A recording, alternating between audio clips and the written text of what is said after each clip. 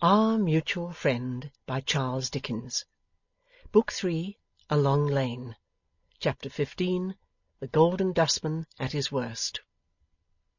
The breakfast table at Mr Boffin's was usually a very pleasant one, and was always presided over by Bella. As though he began each new day in his healthy natural character, and some waking hours were necessary to his relapse into the corrupting influences of his wealth, the face and the demeanour of the Golden Dustman were generally unclouded at that meal. It would have been easy to believe then that there was no change in him. It was as the day went on that the clouds gathered, and the brightness of the morning became obscured. One might have said that the shadows of avarice and distrust lengthened as his own shadow lengthened, and that the night closed around him gradually. But one morning long afterwards to be remembered, it was black midnight with the Golden Dustman when he first appeared. His altered character had never been so grossly marked. His bearing towards his secretary was so charged with insolent distrust and arrogance that the latter rose and left the table before breakfast was half done. The look he directed at the secretary's retiring figure was so cunningly malignant that Bella would have sat astounded and indignant, even though he had not gone the length of secretly threatening Rokesmith with his clenched fist as he closed the door. This unlucky morning, of all mornings in the year, was the morning next after Mr Boffin's interview with Mrs Lammle in her little carriage. Bella looked to Mrs Boffin's face for comment on, or explanation of, this stormy humour in her husband, but none was there. An anxious and a distressed observation of her own face was all she could read in it. When they were left alone together, which was not until noon, for Mr Boffin sat long in his easy chair, by turns jogging up and down the breakfast-room, clenching his fist and muttering, Bella, in consternation, asked her what had happened, what was wrong. "I am forbidden to speak to you about it, Bella, dear. I mustn't tell you," was all the answer she could get. And still, whenever, in her wonder and dismay, she raised her eyes to Mrs Boffin's face, she saw in it the same anxious and distressed observation of her own. Oppressed by her sense that trouble was impending, and lost in speculations why Mrs Boffin should look at her as if she had any part in it, Bella found the day long and dreary. It was far on in the afternoon when, she being in her own room, a servant brought her a message from Mr Boffin begging her to come to his. Mrs Boffin was there, seated on a sofa, and Mr Boffin was jogging up and down. On seeing Bella he stopped, beckoned her to him, and drew her arm through his. "Don't be alarmed, my dear," he said, gently. "I am not angry with you. Why, you actually tremble. Don't be alarmed, Bella, my dear. I'll see you righted." See me righted, thought Bella, and then repeated aloud in a tone of astonishment, "See me righted, sir?" "Aye, aye," said Mr Boffin. "See you righted. Send Mr Rokesmith here, you sir." Bella would have been lost in perplexity if there had been pause enough, but the servant found Mr Rokesmith near at hand, and he almost immediately presented himself. "Shut the door, sir," said Mr Boffin. "I've got something to say to you, which I fancy you'll not be pleased to hear." "I am sorry to reply, Mr Boffin," returned the secretary, as, having closed the door, he turned and faced him, "that I think that very likely." "What do you mean?" blustered Mr Boffin. "I mean that it has become no novelty to me to hear from your lips what I would rather not hear." "Oh, perhaps we shall change that," said Mr Boffin, with a threatening roll of his head. "I hope so," returned the secretary. He was quiet and respectful, but stood, as Bella thought, and was glad to think, on his manhood too. "Now, sir," said Mr Boffin, "look at this young lady on my arm." Bella, involuntarily raising her eyes when this sudden reference was made to herself, met those of Mr Rokesmith. He was pale and seemed agitated. Then her eyes passed on to Mrs Boffin's, and she met the look again. In a flash it enlightened her, and she began to understand what she had done. "I say to you, sir," Mr Boffin repeated, "look at this young lady on my arm." "I do so," returned the secretary. As his glance rested again on Bella for a moment, she thought there was reproach in it, but it is possible that the reproach was within herself. "How dare you, sir," said Mr Boffin, "tamper, unknown to me, with this young lady? How dare you come out of your station and your place in my house to pester this young lady with your impudent addresses?" "I must decline to answer questions," said the Secretary, "that are so offensively asked." "You decline to answer?" retorted Mr Boffin. "You decline to answer, do you? Then I'll tell you what it is, Rokesmith. I'll answer for you. There are two sides to this matter, and I'll take them separately. The first side is sheer insolence. That's the first side." The Secretary smiled with some bitterness, as though he would have said, "So I see and hear." "It was sheer insolence in you, I tell you," said Mr Boffin, "even to think of this young lady. This young lady was far above you. This young lady was no match for you. This young lady was lying in wait, as she was qualified to do, for money, and you had no money." Bella hung her head, and seemed to shrink a little from Mr Boffin's protecting arm. "What are you, I should like to know," pursued Mr Boffin, "that you were to have the audacity to follow up this young lady? This young lady was looking about the market for a good bid. She wasn't in it to be snapped up by fellows that had no money to lay out, nothing to buy with." "Oh, Mr Boffin, Mrs Boffin, pray say something for me," murmured Bella, disengaging her arm and covering her face with her hands.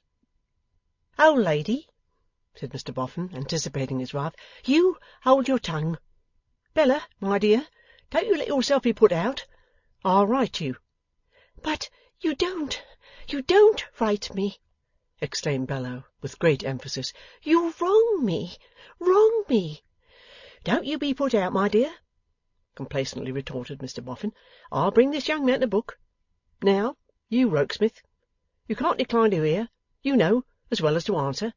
You hear me tell you that the first side of your conduct was insolence and presumption. Answer me one thing, if you can. Didn't this young lady tell you so herself?" "Did I, Mr Rokesmith?" asked Bella, with her face still covered. "Oh, say, Mr Rokesmith, did I?" "Don't be distressed, Miss Wilfer. It matters very little now."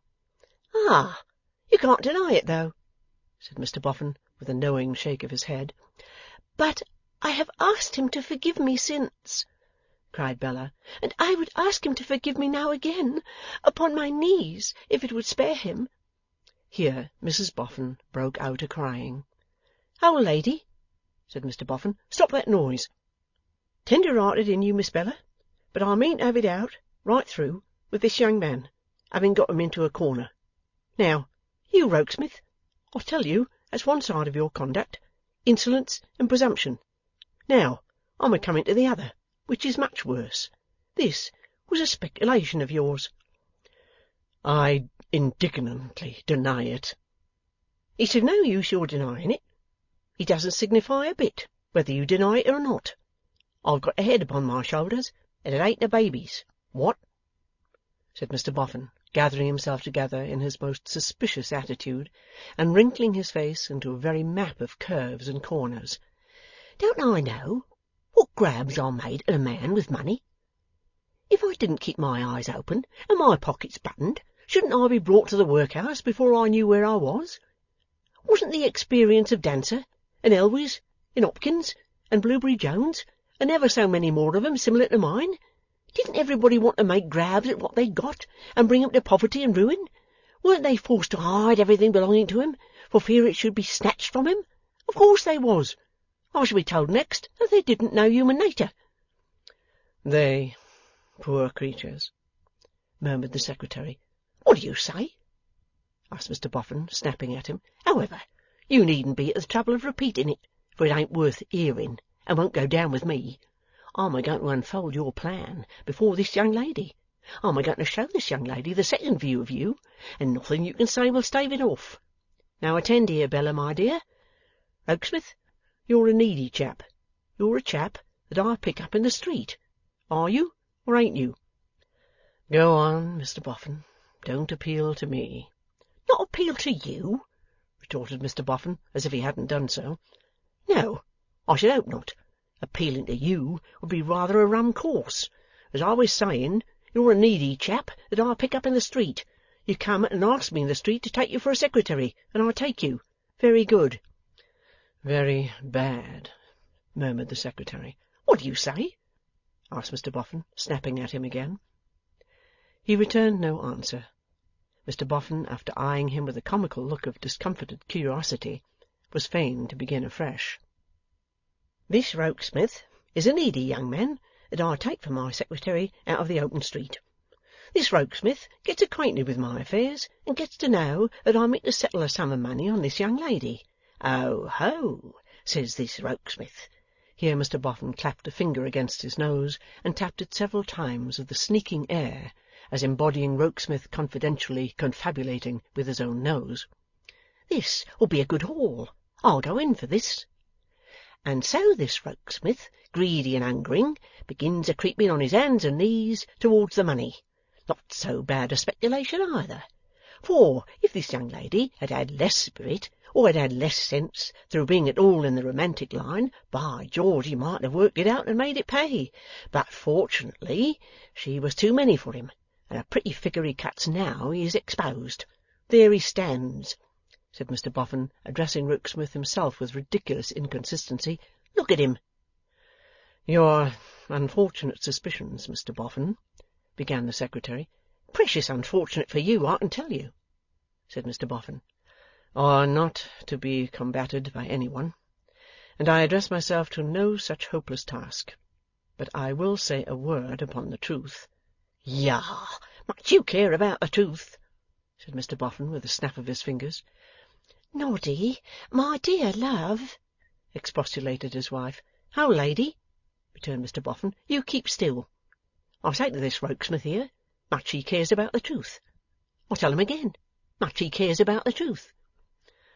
Our connection being at an end, Mr Boffin, said the secretary, it can be of very little moment to me what you say. Oh, you're knowing enough, retorted Mr Boffin with a sly look, to have found out that our connection's at an end, eh? But you can't get beforehand with me. Look at this in my hand. This is your pay, on your discharge. You can only follow suit. You can't deprive me of the lead. Let's have no pretending that you discharge yourself. I discharge you. So that I go, remarked the secretary, waving the point aside with his hand. It is all one to me. Is it? Said Mr Boffin. But it's two to me, let me tell you. Allowing a fellow that's found out to discharge himself is one thing. Discharging him for insolence and presumption, and likewise for designs upon his master's money, is another. 1 and 1's 2, not 1. Old lady, don't you cut in. You keep still. Have you said all you wish to say to me? Demanded the secretary. I don't know whether I have or not, answered Mr Boffin. It depends. Perhaps you will consider whether there are any other strong expressions that you would like to bestow upon me. I'll consider that, said Mr Boffin obstinately, at my convenience, and not at yours. You want the last word? It may not be suitable to let you have it. Noddy, my dear, dear Noddy, you sound so hard, cried poor Mrs Boffin, not to be quite repressed. Old lady, said her husband, but without harshness, if you cut in when requested not, I'll get a pillow and carry you out of the room upon it. What do you want to say, you, Rokesmith? To you, Mr Boffin, nothing. But to Miss Wilfer, and to your good kind wife, a word. Out with it, then, replied Mr Boffin, and cut it short, for we've had enough of you. I have borne, said the secretary in a low voice, with my false position here, that I might not be separated from Miss Wilfer. To be near her has been a recompense to me from day to day, even for the undeserved treatment I have had here, and for the degraded aspect in which she has often seen me. Since Miss Wilfer rejected me, I have never again urged my suit, to the best of my belief, with a spoken syllable or a look. But I have never changed in my devotion to her, except if she will forgive my saying so, that it is deeper than it was, and better founded. Now, mark this chap's saying Miss Wilfer when he means L.S.D., cried Mr Boffin with a cunning wink. Now, mark this chap's making Miss Wilfer stand for pound, shilling, and pence. My feeling for Miss Wilfer, pursued the secretary, without deigning to notice him, is not one to be ashamed of. I avow it. I love her. Let me go where I may when I presently leave this house, I shall go into a blank life, leaving her. Leaving L.S.D. behind me, said Mr Boffin, by way of commentary, with another wink. That I am incapable, the secretary went on, still without heeding him, of a mercenary project, or a mercenary thought, in connection with Miss Wilfer, is nothing meritorious in me, because any prize that I could put before my fancy would sink into insignificance beside her. If the greatest wealth or the highest rank were hers, it would only be important in my sight as removing her still farther from me, and making me more hopeless, if that could be. Say, remarked the secretary, looking full at his late master, say that with a word she could strip Mr Boffin of his fortune, and take possession of it, she would be of no greater worth in my eyes than she is. What do you think by this time, old lady? Asked Mr Boffin, turning to his wife in a bantering tone, about this Rokesmith here, and his caring for the truth? You needn't say what you think, my dear, because I don't want you to cut in, but you can think it all the same. As to taking possession of my property, I warrant you he wouldn't do that himself if he could. No, returned the secretary with another full look. Ha ha ha ha! Laughed Mr Boffin. There's nothing like a good un while you are about it. I have been, for a moment, said the secretary, turning from him and falling into his former manner, diverted from the little I have to say. My interest in Miss Wilfer began when I first saw her, even began when I had only heard of her. It was, in fact, the cause of my throwing myself in Mr Boffin's way, and entering his service. Miss Wilfer has never known this until now. I mention it now only as a corroboration, though I hope it may be needless, of my being free from the sordid design attributed to me. Now, this is a very artful dog, said Mr Boffin, with a deep look. This is a longer-headed schemer than I thought him. See how patiently and methodically he goes to work. He gets to know about me, and my property, and about this young lady, and her share in poor young John's story, and he puts this and that together, and he says to himself, I'll get in with Boffin, and I'll get in with this young lady, and I'll work 'em both at the same time, and I'll bring my pigs to market somewhere. I hear him say it. Bless you, I look at him now, and I see him say it. Mr Boffin pointed at the culprit, as it were in the act, and hugged himself in his great penetration. But luckily he hadn't to deal with the people he supposed, Bella, my dear, said Mr Boffin. No, luckily he had to deal with you, and with me, and with Daniel, and Miss Dancer, and with Elwes, and with Vulture Hopkins, and with Blueberry Jones, and all the rest of us, one down t'other come on. And he's beat. That's what he is, regularly beat. He thought to squeeze money out of us, and he has done for himself instead. Bella, my dear. Bella, my dear, made no response, gave no sign of acquiescence. When she had first covered her face, she had sunk upon a chair with her hands resting on the back of it, and had never moved since. There was a short silence at this point, and Mrs Boffin softly rose as if to go to her, but Mr Boffin stopped her with a gesture, and she obediently sat down again and stayed where she was. There's your pay, Mr Rokesmith, said the Golden Dustman, jerking the folded scrap of paper he had in his hand towards his late secretary. I dare say you can stoop to pick it up, after what you have stooped to here. I have stooped to nothing but this, Rokesmith answered, as he took it from the ground, and this is mine, for I have earned it by the hardest of hard labour. You're a pretty quick packer, I hope, said Mr Boffin, because the sooner you are gone, bag and baggage, the better for all parties. You need have no fear of my lingering. There's just one thing, though,' said Mr Boffin, 'that I should like to ask you before we come to a good riddance, if it was only to show this young lady how conceited you schemers are in thinking that nobody finds out how you contradict yourselves.' 'Ask me anything you wish to ask,' returned Rokesmith, 'but use the expedition that you recommend.' 'You pretend to have a mighty admiration for this young lady,' said Mr Boffin, laying his hand protectingly on Bella's head without looking down at her. 'I do not pretend.' 'Oh, well, you have a mighty admiration for this young lady, since you're so particular.' 'Yes.' 'How do you reconcile that with this young lady's being a weak-spirited, improvident idiot, not knowing what was due to herself, flinging up her money to the church weathercocks, and racing off at a spitting space for the workhouse?' 'I don't understand you.' 'Don't you? Or won't you?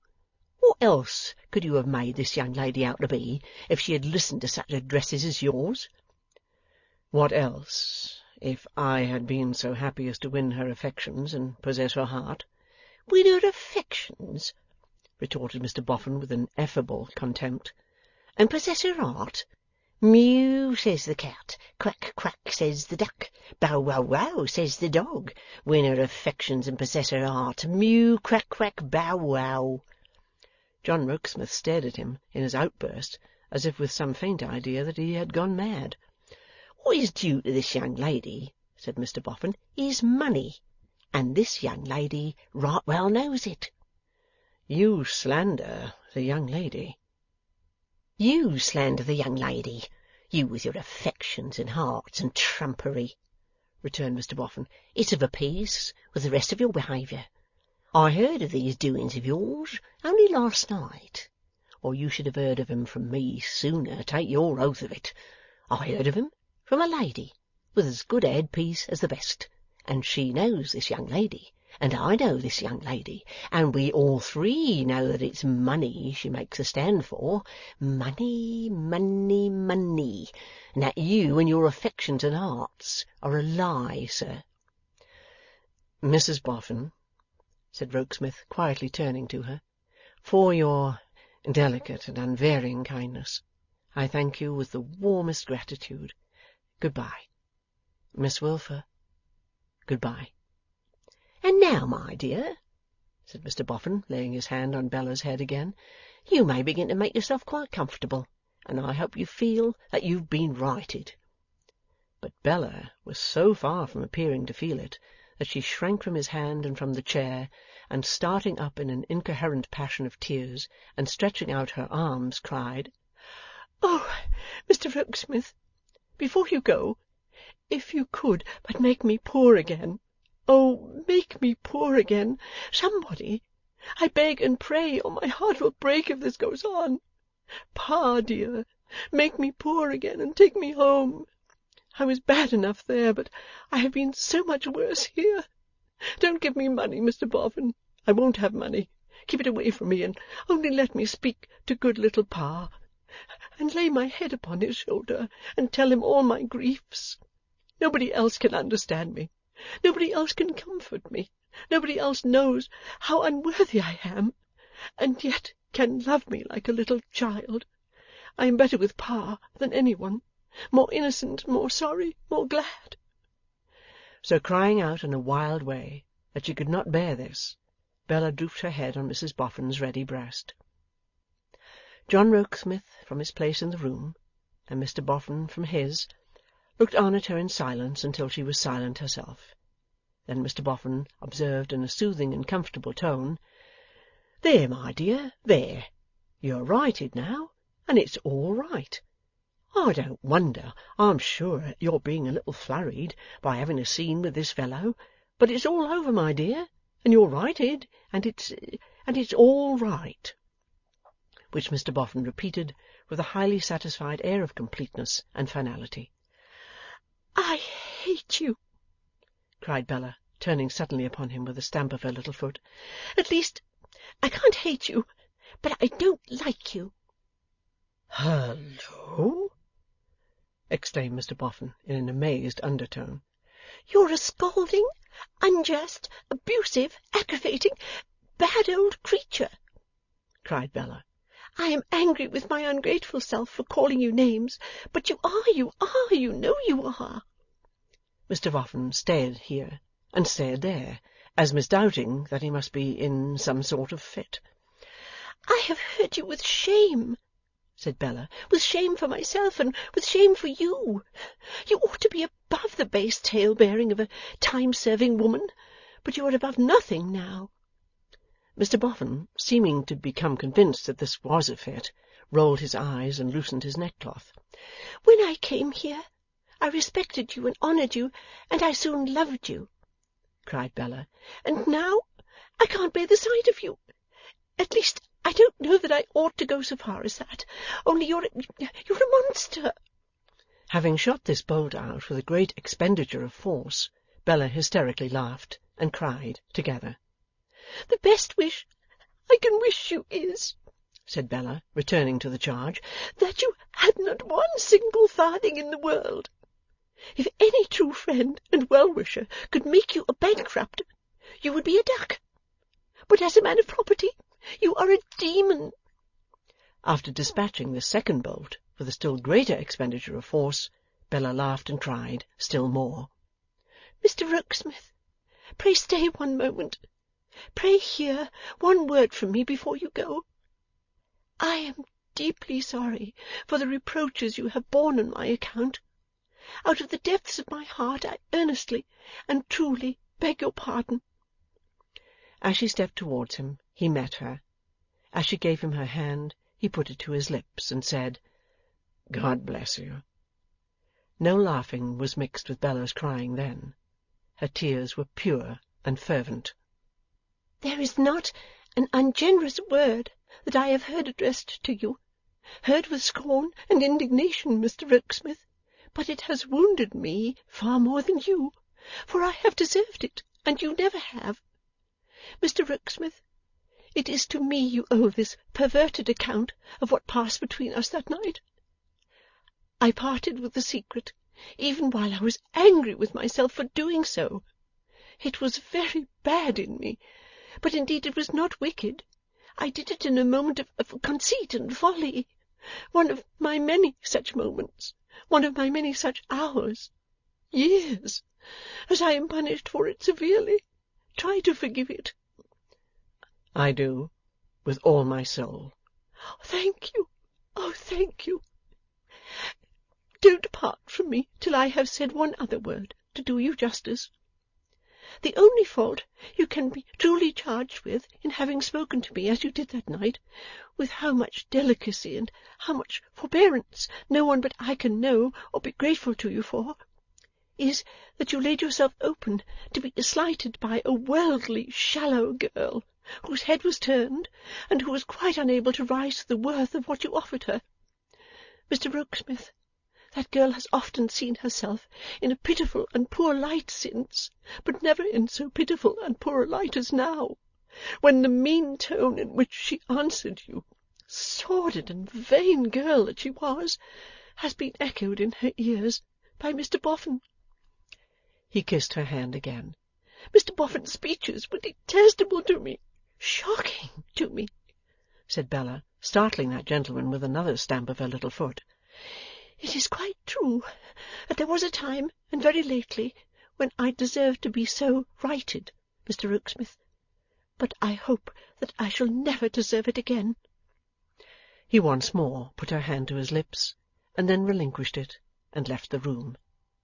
Bella was hurrying back to the chair in which she had hidden her face so long, when, catching sight of Mrs. Boffin by the way, she stopped at her. "He is gone," sobbed Bella indignantly, despairingly, in 50 ways at once, with her arms round Mrs. Boffin's neck. "He has been most shamefully abused, and most unjustly and most basely driven away, and I am the cause of it." All this time Mr. Boffin had been rolling his eyes over his loosened neckerchief, as if his fit were still upon him. Appearing now to think that he was coming to, he stared straight before him for a while, tied his neckerchief again, took several long inspirations, swallowed several times, and ultimately exclaimed with a deep sigh, as if he felt himself on the whole better, "Well!" No word, good or bad, did Mrs Boffin say, but she tenderly took care of Bella, and glanced at her husband as if for orders. Mr Boffin, without imparting any, took his seat on a chair over against them, and there sat leaning forward with a fixed countenance, his legs apart, a hand on each knee, and his elbows squared, until Bella should dry her eyes and raise her head, which in the fullness of time she did.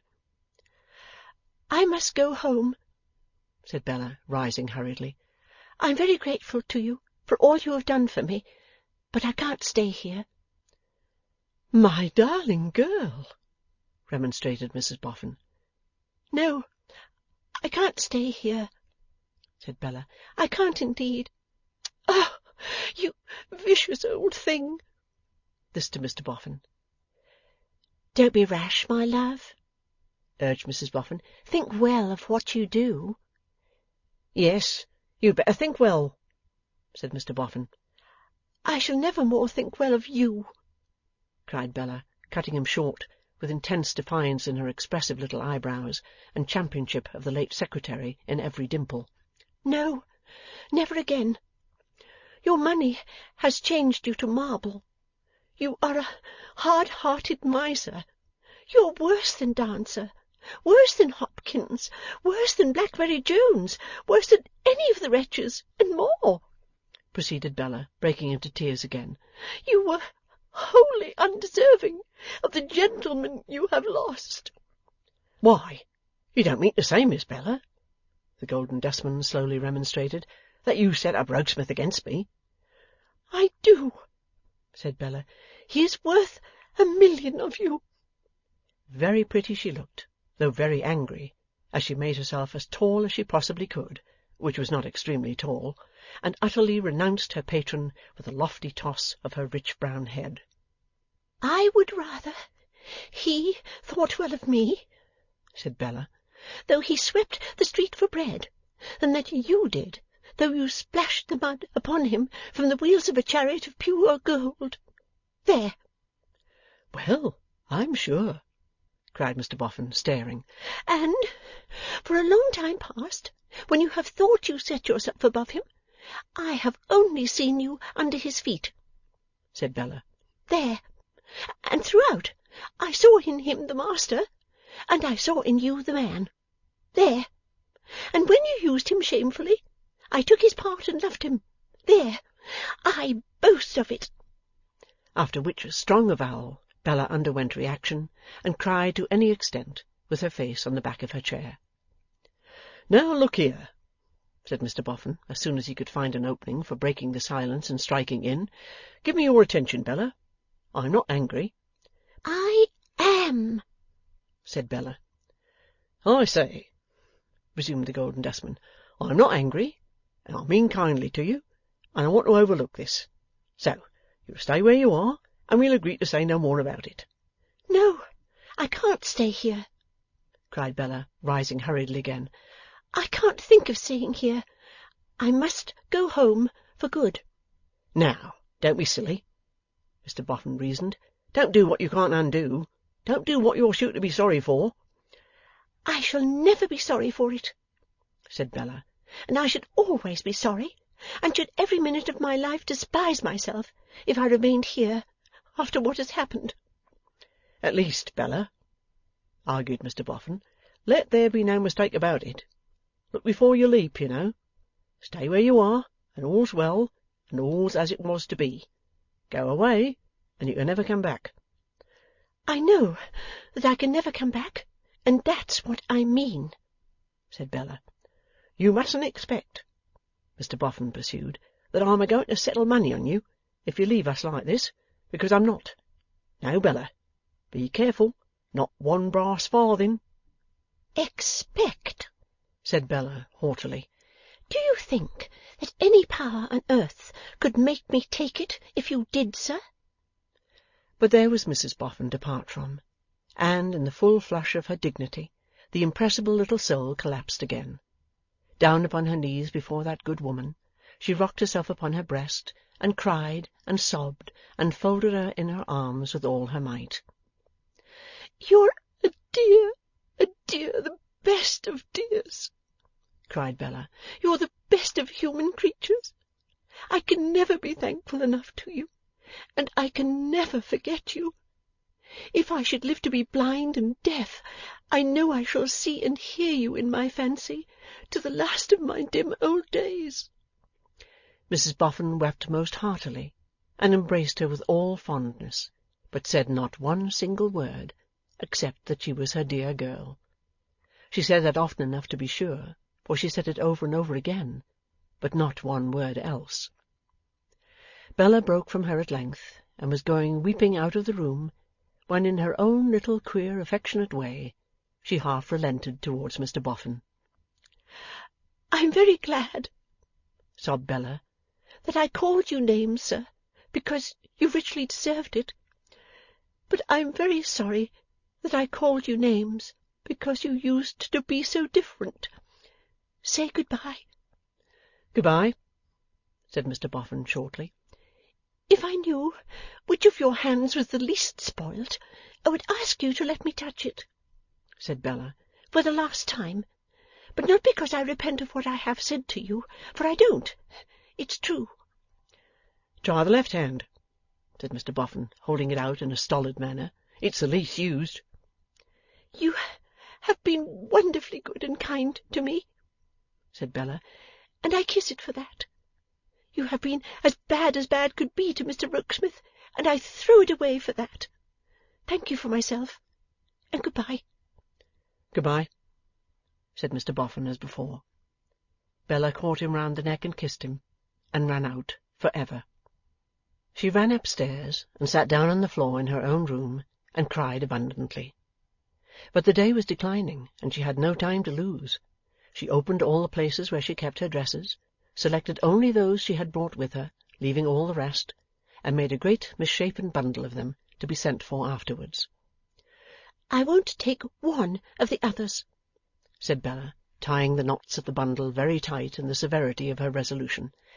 "I'll leave all the presents behind, and begin again entirely on my own account." That the resolution might be thoroughly carried into practice, she even changed the dress she wore for that in which she had come to the grand mansion. Even the bonnet she put on was the bonnet that had mounted into the Boffin chariot at Holloway.